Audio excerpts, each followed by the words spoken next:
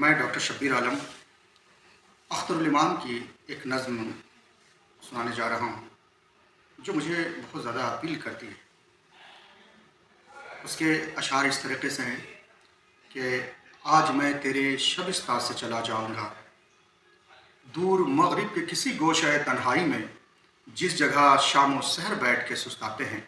اپنی تقدیر غم بار سفر سے تھک کر اور پھر تازہ نفس ہو کے پلٹ آتے ہیں۔ کیا خبر میں بھی کسی روز پلٹ ہی آؤں، پر کبھی تازہ نفس ہو بھی سکوں گا کہ نہیں، یہ بھی ممکن ہے کہ میں لوٹ کے آ بھی نہ سکوں۔ سانس پھر سانس ہے، کچھ آہنی زنجیر نہیں، اور زنجیر بھی ہوتی تو کہاں تک آخر، ٹوٹ جائے گی کسی روز ابد گیر نہیں۔ آہ یہ دیدہ پر اشک میں امید کی موت، خشک ہوتی ہے نہ سیلاب فنا ہوتی ہے، پھر میرا خون مچلتا ہے ارادے بن کر، پھر کوئی دور سے آواز سی آتی ہے مجھے، اڑ چلا ہو اس کے مانند ستاروں کا ہجوم، آج میں تیرے شبستہ سے چلا جاؤں گا۔ علامہ اقبال کی نظم امامت آپ کے پیش نظر ہے۔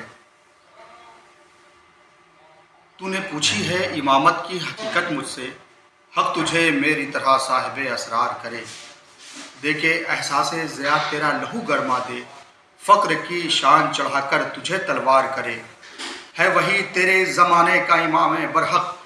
جو تجھے حاضر و موجود سے بیزار کرے، موت کے آئینے میں تجھ کو دکھا کر رخ دوست،